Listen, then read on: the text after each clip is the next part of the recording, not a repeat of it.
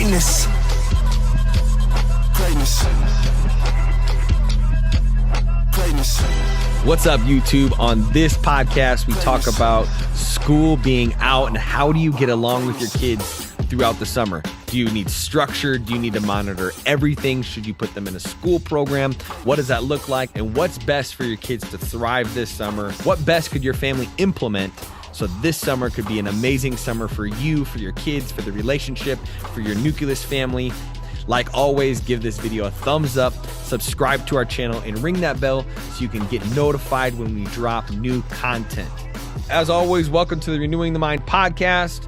My name is Tyler Sanchez. Joined with me is my dad, Dr. Raul Sanchez. How you doing, Dad? I'm feeling amazing. First day of summer for Valencia.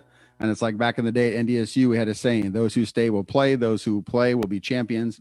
Once a champion, always a champion. Let's go, baby. And there's the ring kiss. All On day. this podcast, we teach you how to renew your perspective, move towards uncertainty, and find what's awesome about that in every situation. And just as always, we want to remind you there are 2 times to be great: when you feel like it and when you don't. Yes, sir. Today, we are talking about school's out and how do we survive summer with our children. Yes. So I'm not there yet. You've been there multiple times through. Yes. And bringing your last one through summer and great school. But before my you do favorite that, one, just so, my favorite, Lulu, my favorite. He graduated a while ago. Okay, so not lagging. Oh, hey, Yvonne's here. The Fitches are joining us. Okay, we're good. All right, so I got a WAP moment. So I play basketball on Saturday mornings, and I try to, go out there and, cross some people up, shoot some threes. And this last Saturday, I guess I didn't stretch good enough or something, and I tore my calf in my right leg. And Huh? Yeah. What? Yeah, I don't know. Old people say what? It was one of the worst pains I've had in a long time. And so I couldn't walk, and it's all wrapped up now. But the WAP moment. So what's awesome about that? What? Yeah, we've been in a crazy, just fast-paced season, just kind of going into Easter. It ramped up, and it doesn't feel like it's slowed down at all since Easter.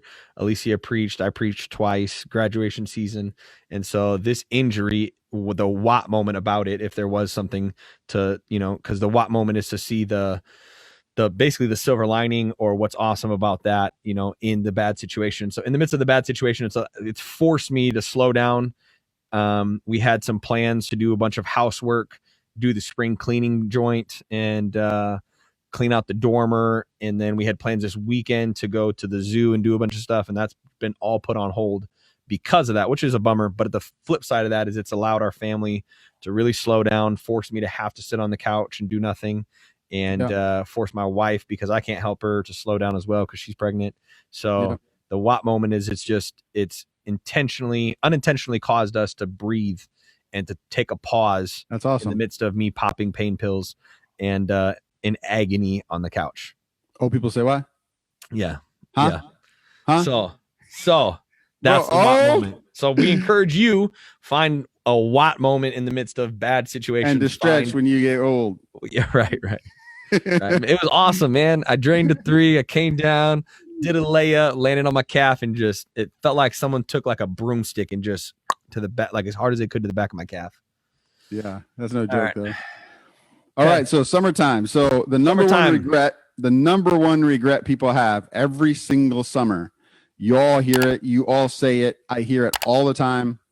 In August, in the clinic, families come in. They're just like not ready at all. And the very first question they say is they sit down as they're exhausted and they say, where did the summer go? And you should be coming out of summer, hitting the ground running for fall. But there's very few families who do. The number one reason is they just kind of take the idea of like, it's summer, we'll just see what happens. And nothing actually happens, literally nothing. So kids are fighting, like chaos. Dog didn't get the shots and get out to the vet. You didn't make the vacation because, like, I don't know, flat tire or whatever, flights got changed, COVID stuff shuts down your hotel. So it's literally fly by the seat of your pants stuff. And that's not good. My coaches at NDSU used to always say, failing to prepare is literally preparing to fail. Okay, so if you prepare to fail, that doesn't even make sense. Like, why would you prepare to fail? Like, nobody would do that. But what if you fail to prepare? We all do that. What if I told you by doing that, you're failing? Yes, and you're failing your kids. So here's the idea. When you think about a break, the idea that we're going to talk about today for the three things, there are three like things that we want to push through, three areas that we're going to want to like have a purpose for. So area number one is learning. Area number two is semi-structure. And area number three is hobbies. So learning, semi-structure, hobbies. Okay, so let's jump in. So number one, this is an idea that I want you to focus on. Grab your kids, and they got to be old enough to at least talk. They've got to be old enough to at least understand school. So for Tyler, this would be Stella because she just got done with kindergarten. The idea would be they've got to have a school system. You could do it with a preschooler if they actually went to preschool. So that's the idea. So take 10 minutes and you basically sit down and say, hey, guess what? If I created a time machine and we could go back and do the year over again, 2020 fall, 2021 spring, if I had a time machine and could go back, what's one thing you would change in your school year about school, about learning, about grades, about a class? And normally it'll take them a while. It'll take them a couple of minutes. Like, what do you mean? Like, and you can just talk about, could you earn more points in reading, or should you have not crammed for your AR points? Whatever that looks like. And it'll take a few minutes, but typically in my experience, when you get them rolling, they'll put out more than that, more than one. And then after you do that, take a deep breath with them, relax a little bit and say, okay, so if you could work on one goal this summer, which goal would you want to work on? So next year, it's like your time machine year. And get them to understand, like, wait a minute, so I can go back and look at my year, find a regret, find something I could fix, find a flaw. We call them wins and worries, right? So they might kind of get caught up in like, oh, I failed. Like, nah, you're just kind of worried about it.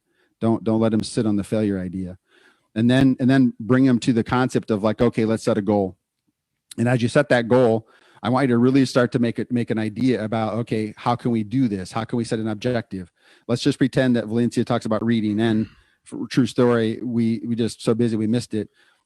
Stacy missed it, I missed it, Valencia missed it. She was so far behind in her points. She's cramming the last 2 weeks to get all her AR points done. And so we're all kind of laughing about it. Like, you think the fourth time through we'd have a system, right? Well, we usually do, but it slipped. So I take as much responsibility as that than Valencia, because we're like, hey, do you have books or whatever? Like, we didn't even say that. So I think that would be something that Valencia could circle back on and say, okay, AR. So let's pretend so she says reading. Then the next thing I'd want to say is like, okay, so would you want to read 20 minutes a day, or would you rather read 40 minutes or 45 minutes every other day? And kind of just have that idea kind of push through to kind of see where they're at. But we're going to fill this part in later as we talk about semi-structure, because in my experience over the summer, if you have kids read at bedtime, it's a perfect segue for the nighttime routine. So I would bank on 20 minutes a night, because if a kid finds a book and finds an interest and it's their objective, their goal, they'll read a long time.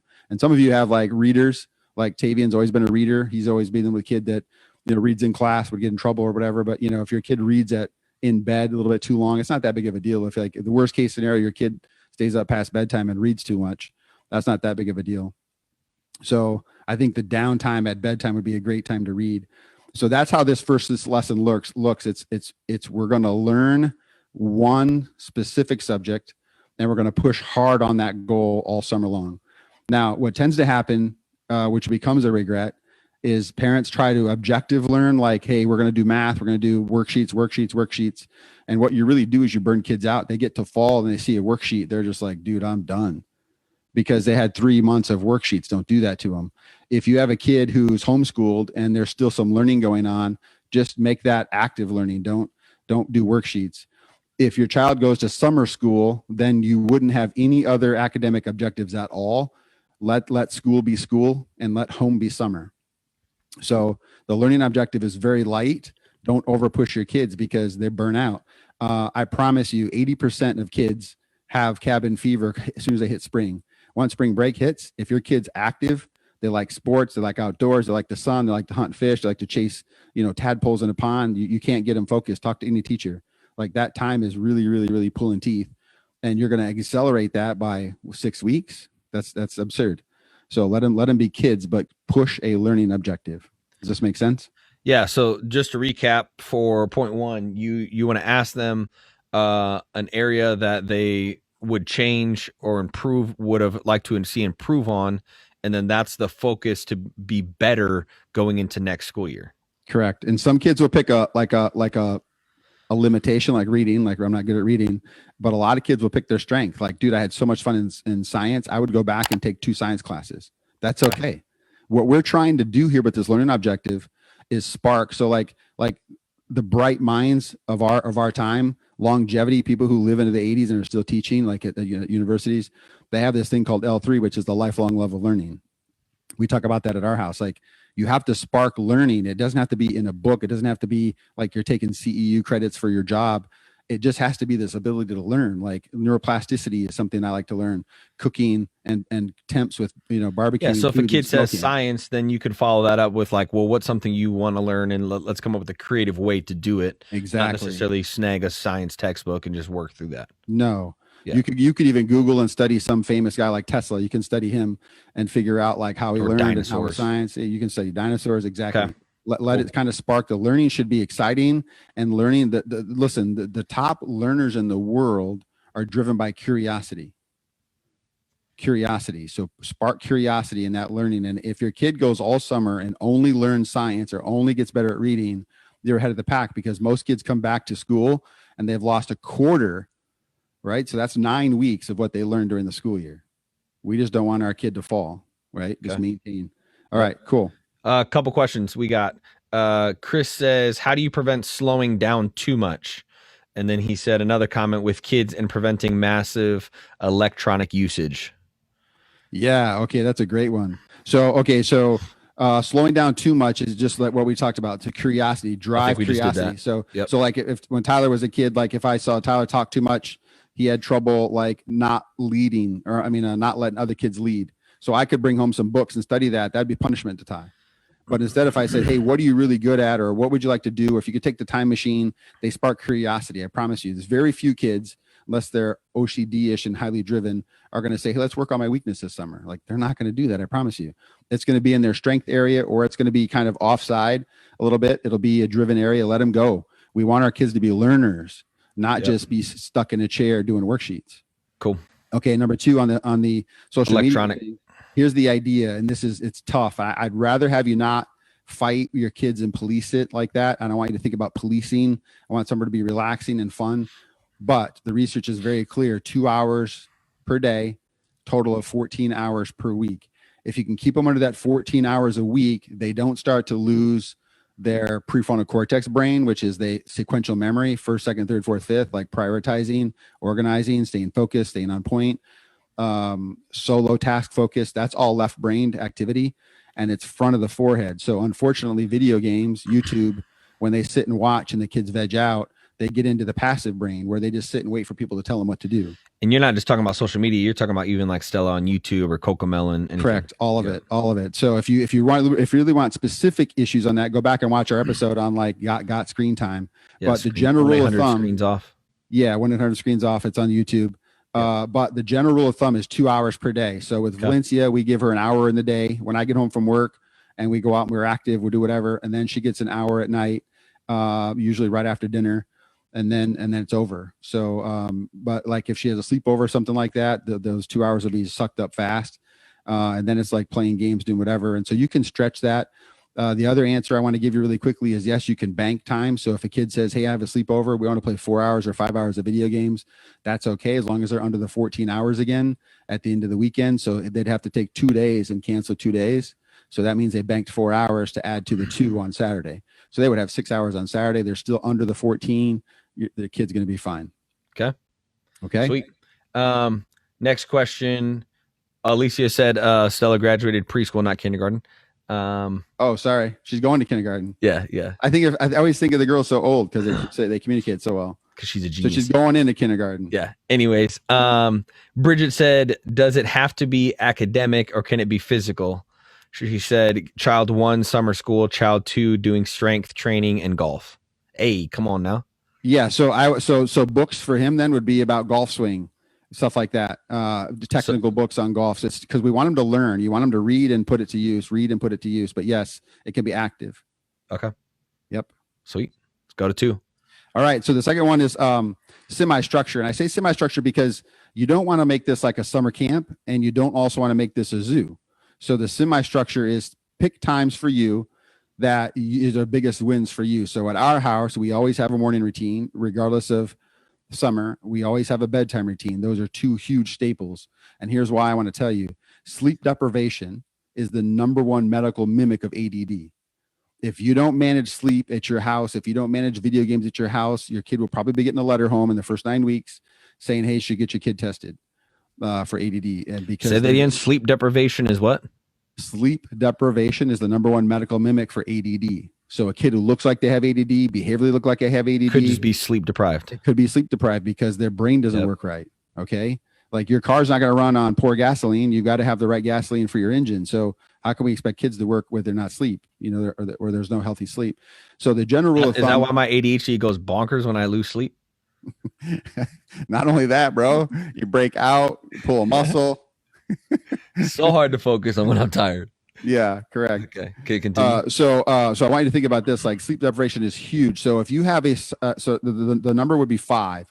So 5, a 5-step plan in the morning, a 5-step plan at bedtime, and just walk through real quick. So like, okay, you get out of bed, okay, you go potty, right? You brush your teeth, you make your bed, and then like you eat breakfast. Like it could be very straightforward, almost like when their feet hit the ground, as long as they're just doing life, they're already passing their thing.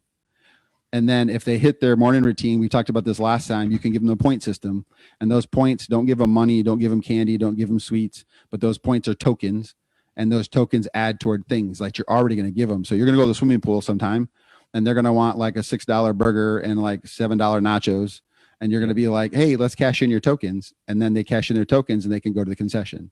You're going to spend the money anyway, make them earn it and make them feel a part and contribute into the family, basically by doing the work they're going to do anyways. We want to encourage them by, hey, you got this. Hey, you're amazing. Hey, look how many morning routines you've nailed. We don't want to do something like you're going to work out, you're going to have a protein shake, you're going to poop scoop, you're going to walk the dog. Like they're not going to do it. They won't get out of bed. Okay. So they got to be basic things because we want them to have little wins. And you reverse that at bedtime, same system. So like, okay, you're going to go potty, you're going to brush your teeth, right? You're going to, shut off your lights. You're going to turn on your sound machine, and then you're going to read for 20 minutes. So the nighttime routine is very, very quick. No screens, no lyrical music, and no videos, no stimulation. It's all relaxing time. And I mean, that's gotta be for elementary age kids, right? I mean, you're not doing that for a high schooler, right? No. Sorry. So these are school agers. Okay. These are school agers. Yeah. Grade school. Yeah. Grade school. Now let's say, okay, Good job, Tave. You brushed your teeth, put a star on the fridge. Yeah. So if you have a high schooler, the rule of thumb is 2 hours. So they should have a morning routine that gets up. So let's say they wake up at 6, right? They can sleep easily to 8 if they wake up, because if they wake up at 6 for sports, subtract that hour, like 6 to 7 for workouts. Okay. So they technically wake up at 7, right? So then you can stretch them 2 hours. They can wake up at 9. So then they'll push it. It'll be 9:30, but they'll get up. And the reason why it's important is they start sleeping until noon. Remember, the sleep cycle works best from 10 to 5, 10 p.m., 5 a.m. If you get those 7 hours, you have the most optimized brain in your peer group. I promise you. And that neuroscience is super, super important on the light sensitivity and getting the amount of sleep during the perfect circadian rhythm, which is 10 p.m., 5 a.m. So your kids aren't going to really go to bed then. So if you're normally high schoolers go to bed at 10:30, they get 2 hours extension. So 12:30. Again, give them guidelines. They're going to go over 15 minutes to a half hour. You don't have to police them and ground them. It's just have a good discussion about get in your room, make sure you're reading. The most important thing I would police is screen times in bed. It's not good. They have a hard enough time getting off it in the day. No screens in their bedroom. If they're in high school, 17, 18, let them test the system because they're heading to college. Otherwise, kids can't handle it. It's cocaine right on their hand. So put those things in the kitchen and have it charged somewhere else. So those are the routines I want you to focus on. The other routine that we've always done, and when we think about your kids, I mean, your friends, Tyler, and other friends would come over, They couldn't believe how structured our dinner time was. Like, kids come in, wash their hands. Somebody takes the dog out, whatever. Somebody's, setting the table. And then when we're done, the same system. Everyone's got up, all hands on deck. Everybody's moving. Everybody has a job, and then they go play. And so you have to think about the things that structured dinner time proves one major thing. We're a unit, we're a family, and we eat together. It breeds quality time. And then the communication cycle of just like, it's called ping pong. So I hit a ball to Tyler. Tyler's talking to me. If Valencia starts interrupting, you're just going to just say, hey, whoa, time out. It's not your turn. Tyler has the ball. And you have some conversation. And so it's great dinner time. The number one reason why kids don't have a lot of friends is they dominate conversations and they're rude. So if Tyler says, dude, I got this cool award for, reading, I got 6 AR points. And then I jump in and be like, what, bro, my award, I got 30. Like, where are you at?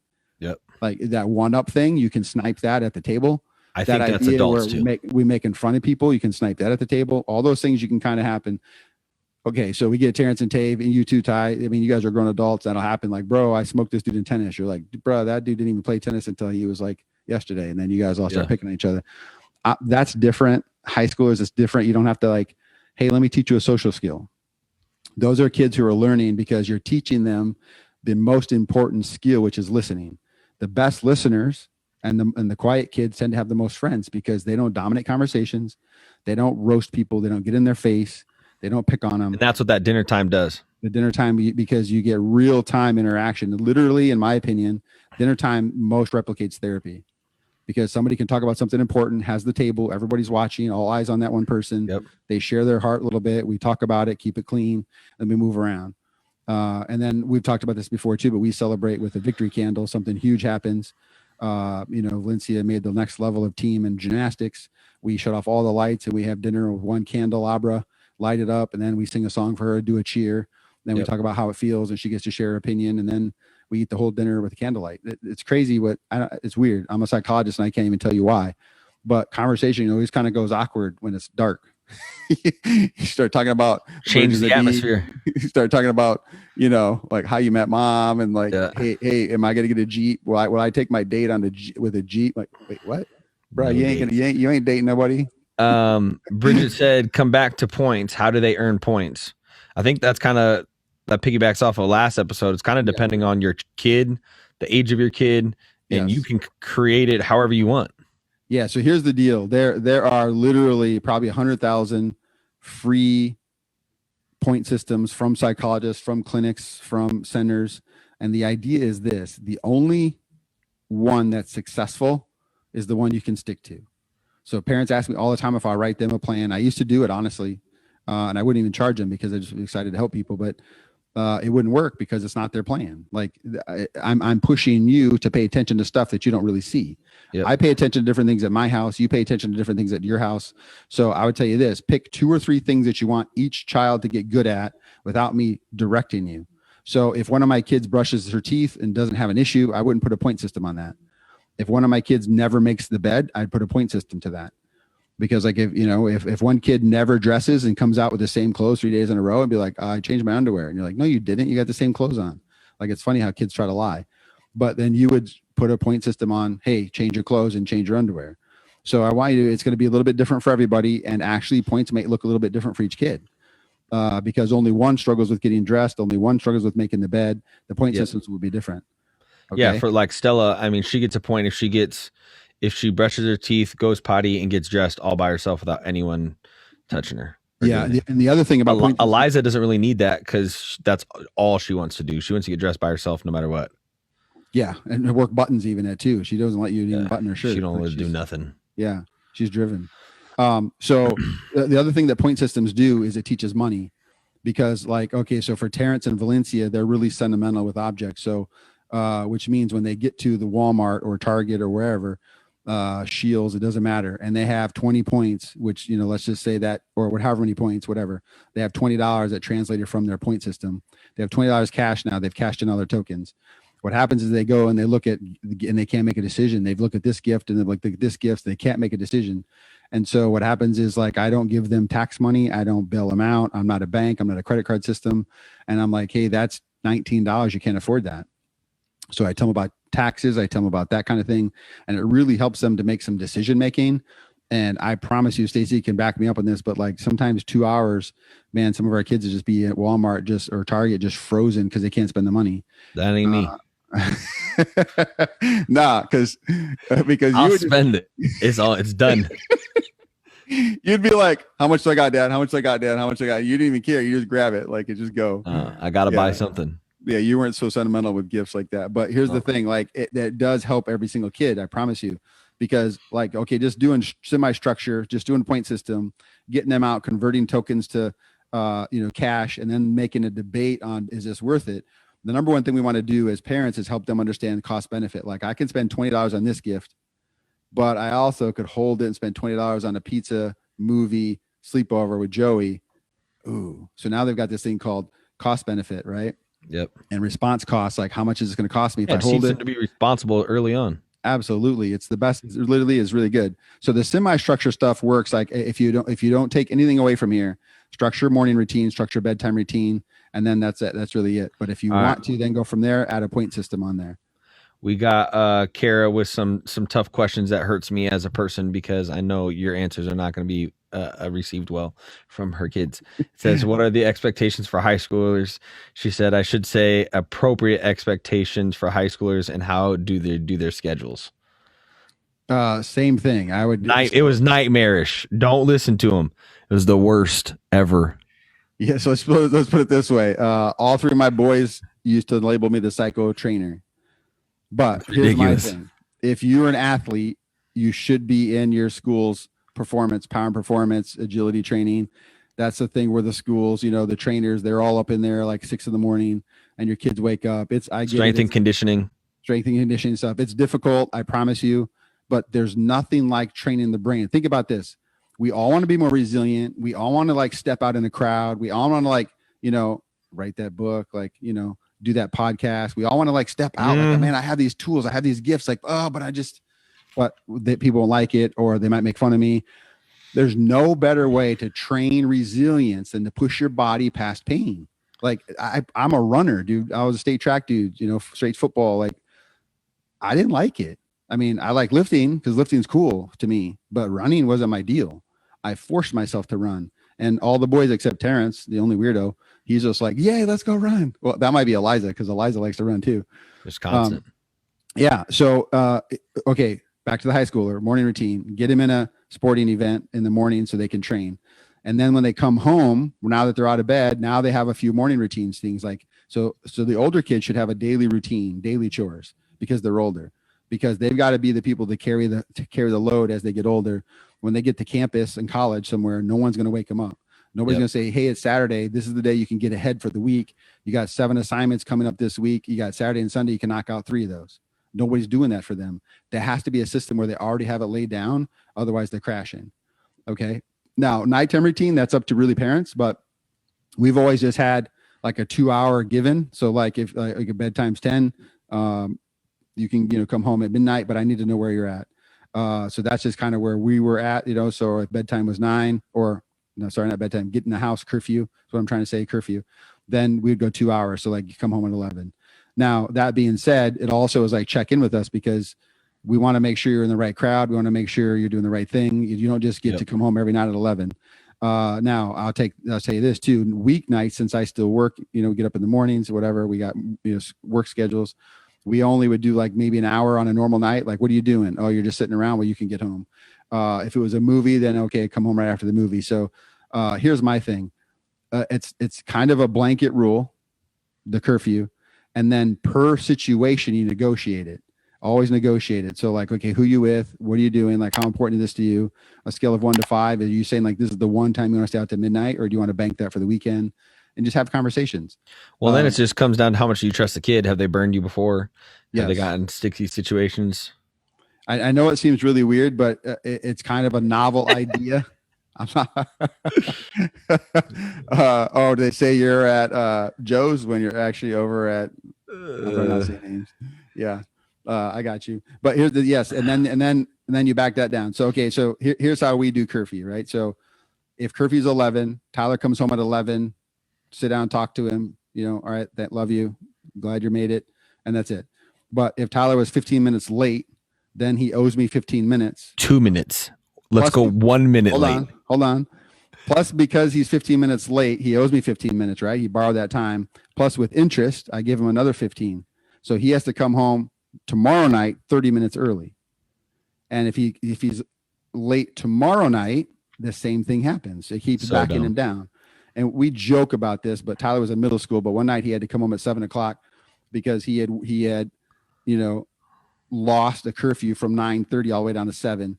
And Jody and Randy, our friends, laughed because they were home and he was running and he was all mad when he came in the house because he's like, "Oh, I have a curfew, that's earlier than my little brother." And Terrence was still getting to play outside.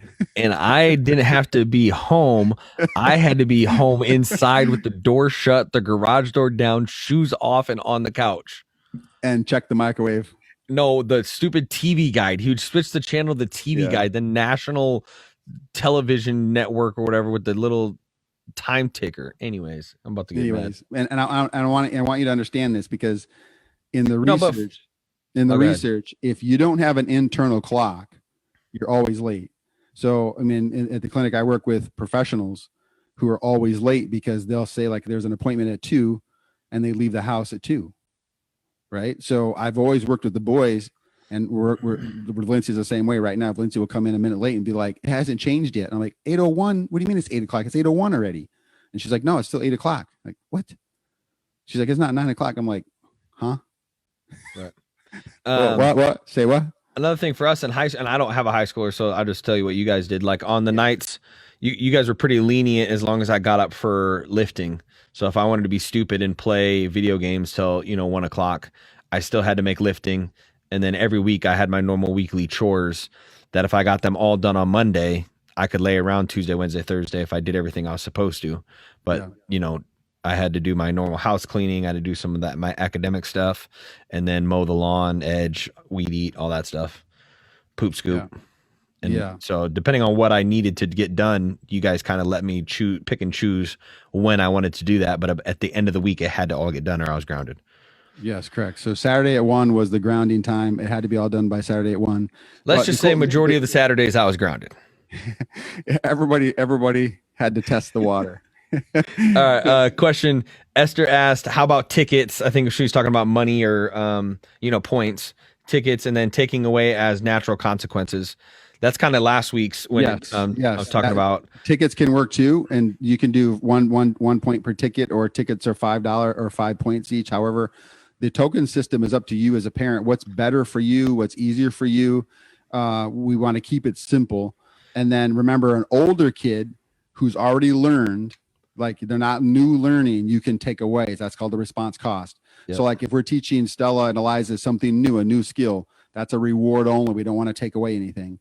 If it's something they already know, like, let's say a junior high kid who forgets to mow and poop scoop, then you can take away tokens because they know better. And we're already, I think we said this last episode, but we already take away from Stella. She can lose points. It's our way of, we've been going to these grad parties. And so going into the grad party, you have good actions. You allow us to talk and communicate. You can earn a point. At the same time, you're constantly crying, nagging, pulling us down, breaking stuff. You could lose a point going into this conversation, and that's the biggest key there to Esther's Esther's question is you have to have the negotiation and understanding, because kids who understand the parameters comply way, way more. I think last time it was 70%, right? 75, yes. 75% of the time, if they know what is expected going into it, they comply. and they get to have a buy-in. So like when you tell Stella that, Stella would say, Stella's pretty smart. She'll be like, wait, so if I tug your shirt, does that count as a warning, or do I lose my point? And you're like, no, you can ask me questions. And then she splits hairs. So if I ask a question about a pop and a water, that's so if they offer me a water and I want a Sprite, do I lose a point? Oh my goodness. Yes. And so here's the idea. You have to have the parameters, because what happens when Stella's bouncing questions off you, what happens is she's buying into the parameters. Like, dude, I could do this. Dude, and then it helps me on the end to say, hey, remember what we talked about going into it.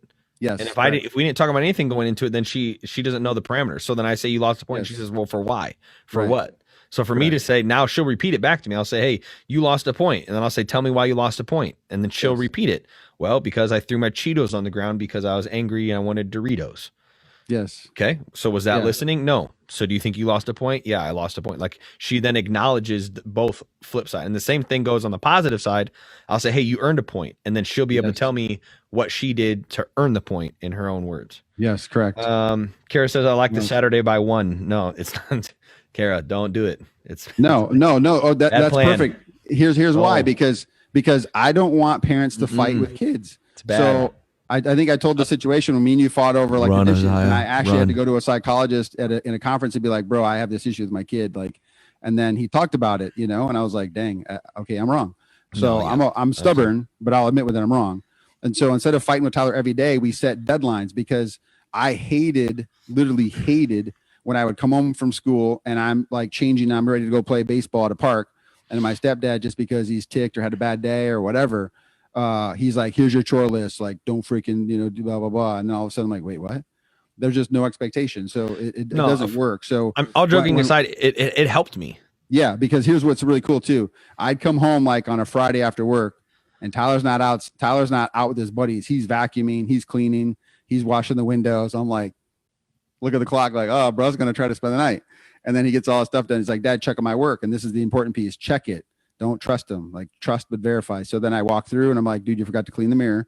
And the garbage in the basement, in my office isn't taken out. So you would go do it, say, okay, check.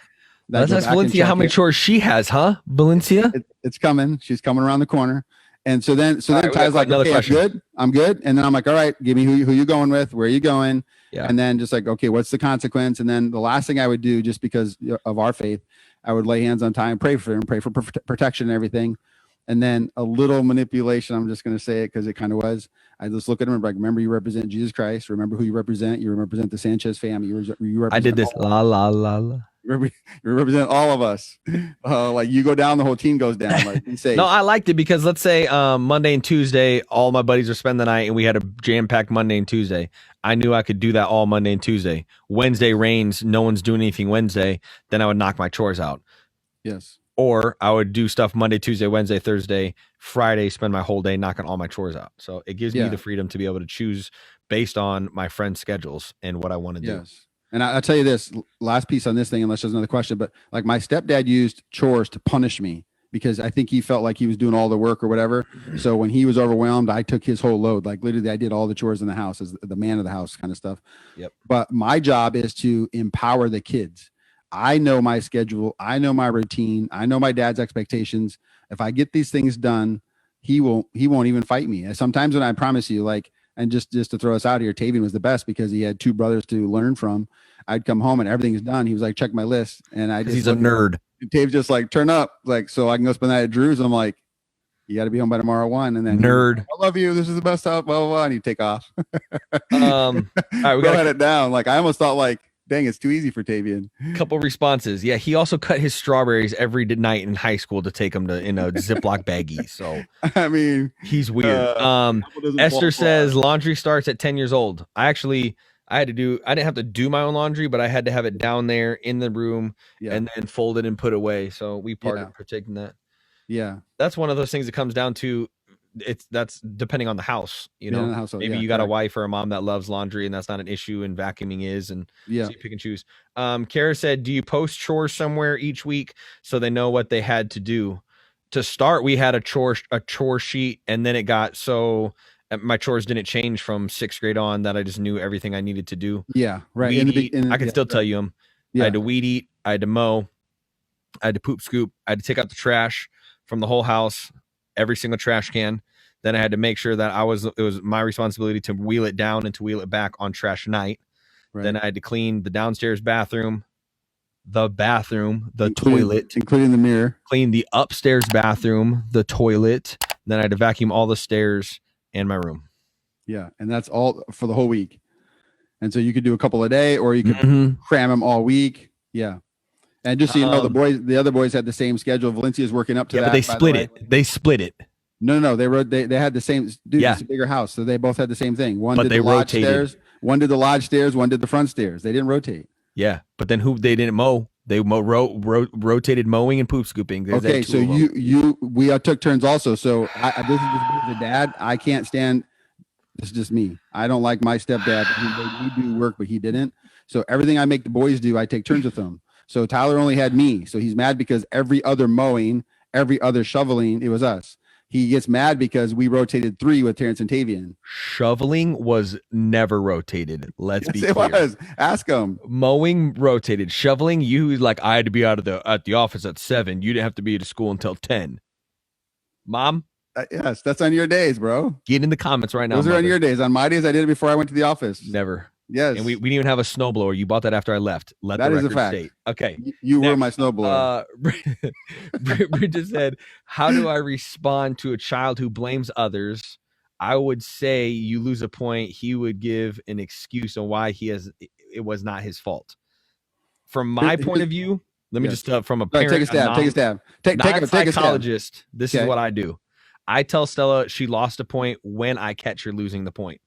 We've done it before where I go back 2 hours later. Hey, Stella, you lost the point. Why? Remember at dinner you did this and you threw ketchup across the table. Then it's kind of out she's kind of forgot about it. So let's say we're all out to dinner. I tell her not to throw a ketchup packet. She chucks a ketchup packet. I grab her, say, hey, did I tell you not to throw the ketchup packet? Yep. Did you throw the ketchup packet? Yep.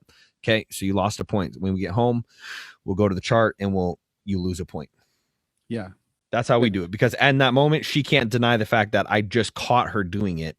If we go 2 hours away, an hour away, 30 minutes away, she can navigate it in her head. She can move it around. And she honestly, I don't think it necessarily is lying, but she's fabricating something else that happened. Yeah. And that's right. I like it. And also because the issue is this, you have to remember each system we teach, everything we teach, they're logging as their default mode. And so if you teach that to Stella, like I can bust you from 2 days ago, you teach her to hold grudges. That's not a good system to teach. You have to remember this. This is fascinating to me. Think about kids who their language isn't fully developed really until age 8, like metacognitive thinking. But until then, they're experts of body language. They're experts at reading your gut. They're experts at feeling that vibe. Like Valencia can come into the kitchen. If Stacey and I are arguing about pizza, like, no, I don't want a whole pizza with mushrooms. Like, can I just ever have sausage? And then she's like, well, I'll pick them off. I'm like, you're such a baby. Then we go back and forth, right? And then it'll stop. And then like Stacey already, put up the app and the pizza's on its way. Valencia will come in like, hey, Mom. Dad, what are you doing to Mom?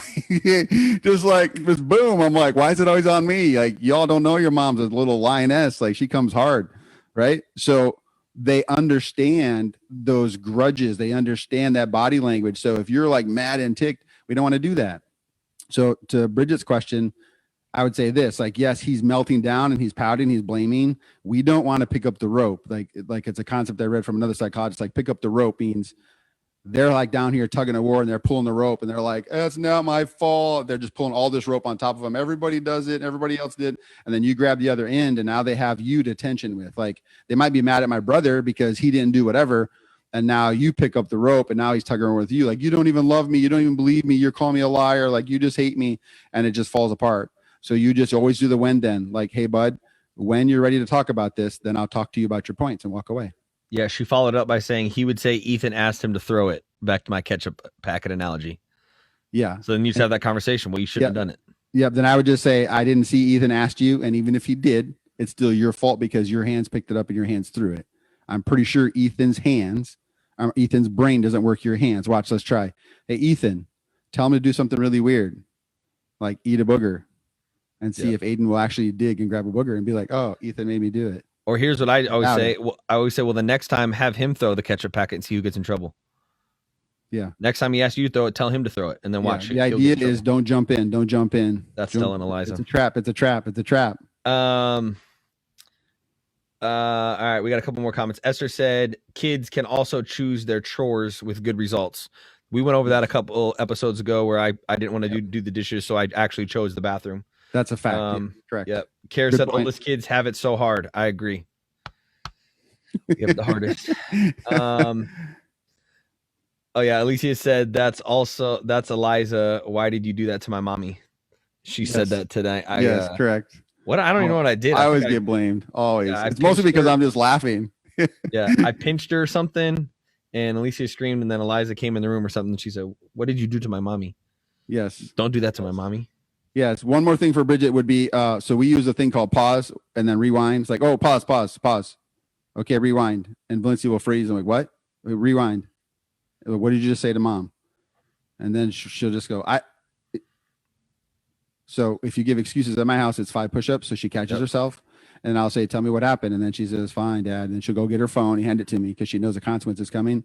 Yep. And it teaches them in real time to build self-awareness. Like you have to build self-awareness because without self-awareness, they can't have self-control. Without self-control, they can't self-regulate. So they're like this, like, thermostat that just goes like this with the wind. Okay. So if he's over here floating, you got to back up until he gets to self-awareness. So I would just say to Bridget to use the pause thing. Like pause. Whoa. Who just threw the ketchup? Right. Yep. And then we'd start right there. Yep. We do that even with Stella, the way she talks to Eliza, pause, and then we just tell her to try again.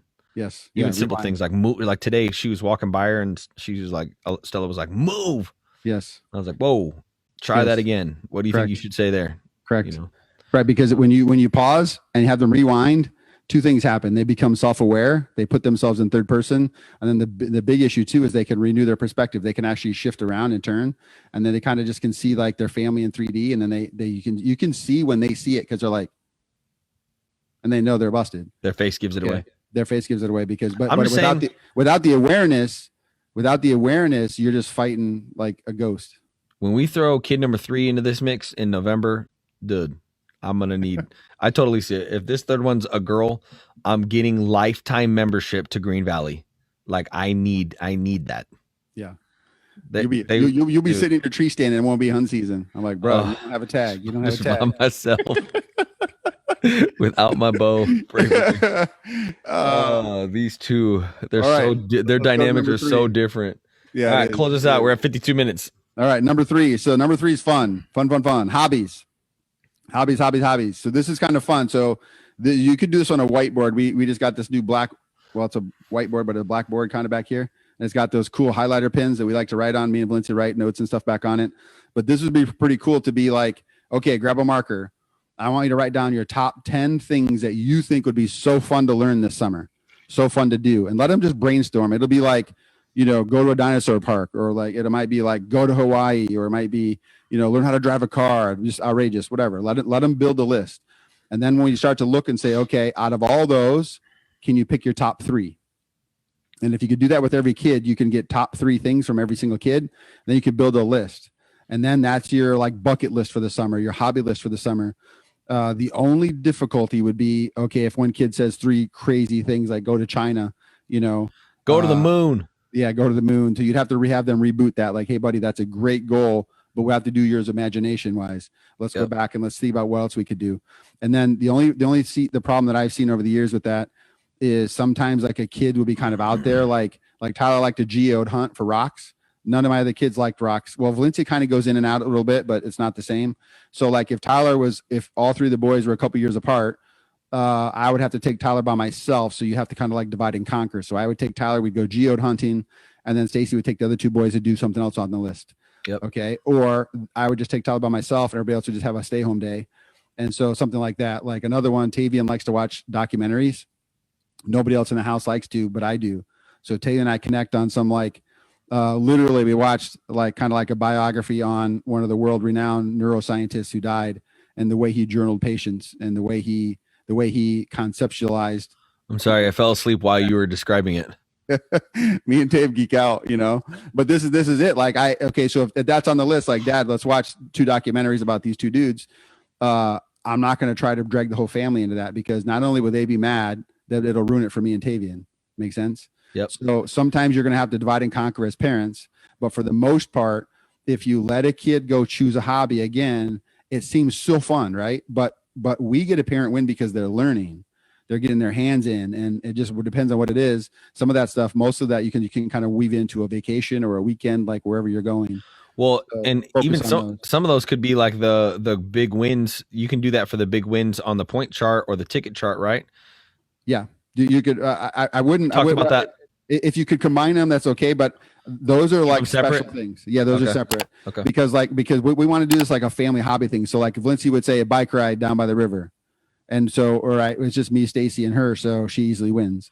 Yeah. But like if Tyler was here as a kid, Tyler would want more of an objective. Like if we're going on a bike ride, where are we going? Like that's where Stella gets it. Like, where are we going? Well, why are we going to ride by the river? If it's just going to be a bike ride, why don't we just ride in town?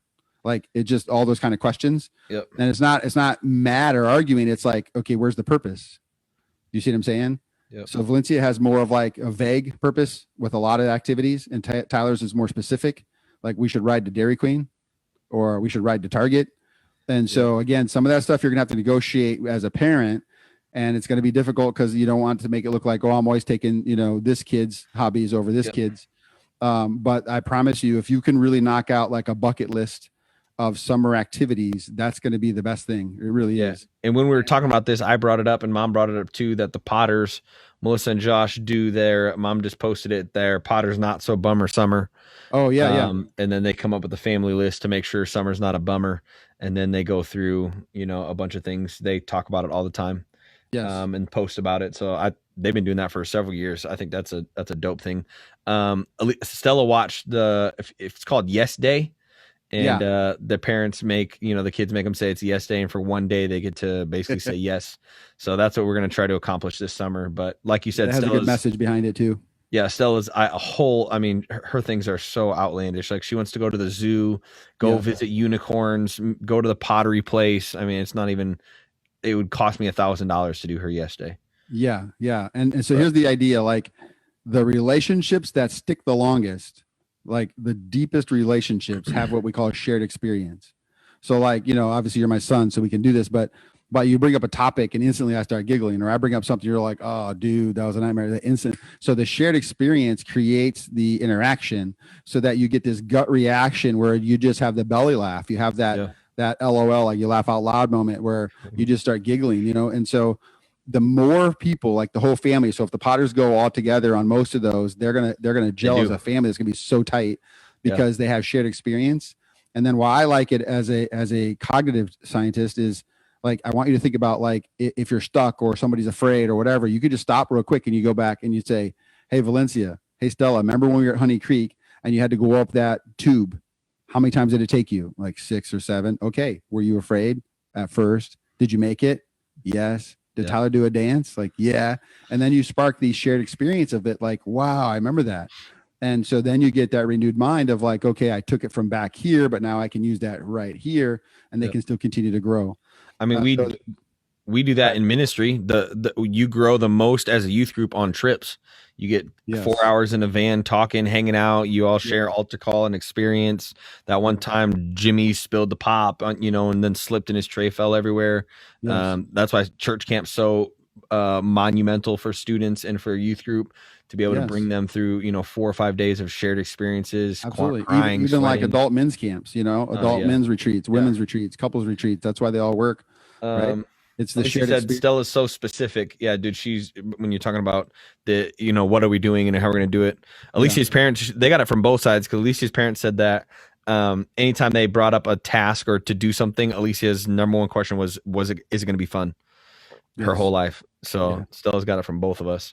Yes. Esther said a woman can dream. She can dream. She can keep dreaming too, because her days are outrageous. And Bridget said, I'll take Stella and Rosario to do pottery. No, actually, low key, don't tell anyone. But I took 4 years of pottery in high school. Like, I thought I was going to be I don't know what you call a potteryist. A potter. How about an artist? Yeah. But like for clay. A potter. Remember, and I bought that wooden or that little spin wheel and stuff. I think I still have some of my pots. I mean, didn't you say Stella has some outlandish things? Because I remember my oldest like played a violin too. The flute. I tried the flute. And then tried the flute. I didn't even play it. Mom's a liar. I tried it for like a day. Don't tell people. No, but the pottery thing, that place is dope. Pickled Palate. Yeah. We went there for her birthday already once. I'm down with that. Yeah. But it's so expensive. Funny. All right. So that's the main piece. Let's have a shared experience. You know what would be funny, Bridget? Bringing your boys to the Pickled Palate. That would be fun. No, pots everywhere. I thought about this already, but I was just thinking about like Ethan and Nate in there just breaking stuff. I thought about a podcast meeting, like a picnic. Everybody could come, whatever. And I thought, what if we are doing that? What if we had a Renewing the Mind podcast paintball outing? I'm down with any of that. I don't know if all the ladies in here would be happy to go paintballing. We are doing that though. We are doing a Sertoma podcast meetup with no running because my dad's going to try to make it into a 5K. We're not doing that. No, Mom already voted no, so I'm already shot off. Coming together and hanging out. Yeah. So we can wheel our grills there. They got plugins there. We'll just throw some. They got grills there. Charcoal grill. Bring the whole family. Be a great time. That'd be awesome. Yeah. No running. Fine. I already said 0 running. I got voted off. Me and Stella would just dream. All right. Let's scroll through here real quick. Tyler loves taking her to pottery. I do. Yes. Bridget said they would love it. Kara said I'm out. Paintballing at Bridget's house. I'm down with that. Bridget, Sunday grill out needs to happen. AC's carne asada tacos were. Oh. Yes. Okay. Alicia said negative to paintball. Nate said, bro, you can't even walk. Okay. Yeah. We're not talking about right now. Not talking about right now. Yeah. Esther said, watch the bias. Okay. Yeah. Maybe some girls would like paintball. Maybe Nate, the guy, doesn't want paintball. Esther's a soldier. That's true. She'll be one of the first ones taken. That's true. All right. This Sunday, taco truck. All right. Oh, wait. Yeah. That's for her grad party, though. Yeah. That's awesome. Yeah. All right. I'm there. I might slip a paintball out on paintballing and tacos and running. In on tacos and running. Yes. All right. So that's what we're doing. Nate said I'm ready. Let's do this. All right. But we are for real. We really are going to try to do that this summer. Do a get together on a Saturday, grill out, rent the little thing at Sertoma, and have a grill out. That'd be good. All right. One last thought. Anything? The most important thing is to spark curiosity and make this disciplined equals structure, not punishment. We don't want to make any of this feel like punishment. So, and my 2 cents would be, as always, bring the whole family in the conversation, including structure, including nighttime, including point system, chores. That's so crucial for me when I was a kid that I got to pick and choose when and how, even though you already had a preconceived understanding of what it was, for me to feel like I was a part of it. That's leadership 101. That's what they teach us. That's what I do with my student leaders. Hopefully they're not watching. I already kind of have some themes we're going to do and some plans, but I come involved and allow my student leaders to think that they're a part of it. They are, but to kind of really rally around it, get some of their 2 cents in, their buy-in there is so much better. So if we can do that as a family with the 2-year-olds, 5-year-olds, high schoolers, get them to be more a part of it, their buy-in as a whole family is better. Bro, you're recording this? Like, should we do a victory candle for Tyler? Because I think he just said like his dad let him do some cool stuff. No. I said it was easier. I said it was easier. Bro, you just gave me a little props on screen here. What we're not going through is if we're recording, right? One piece of lint on my floor, I had to vacuum the whole house over again. Have you ever been fired from a job? No. Have you always been promoted in your work? It was a nightmare. Do people say you have an amazing Ask work Nate. ethic? Nate's in the comments. Ask Nate what the tornado was. If you saw one thing off in my room, he tornadoed my whole room. Nate's climbing because he graduated from Raul U. That boy's on fire too. My kid is late as we speak. He's gonna love this. Yes. Said that? Kara. Uh-oh. So one of them must have been needing to be home at 10 o'clock. He's home at lovingly. Like Jesus loves you. Yeah, good luck. Hand me your keys. For Isaiah. Bro's gonna hate me. Pray for him. He's gonna hate me. All right. As always, renew your perspective, move towards uncertainty, and find what's awesome about that in every situation. And don't forget, there's 2 times to be great: when you feel like it and when you don't. We love you. Amen. Love you. Peace. To realize what's inside of me. For all of the people that lied to me. For all of the people that said I would fall off. Oh, boy, what a time to be alive. I wrote this for everyone, feel like they counted out. You need to look in the mirror and tell yourself it's time to be who I am now. Greatness.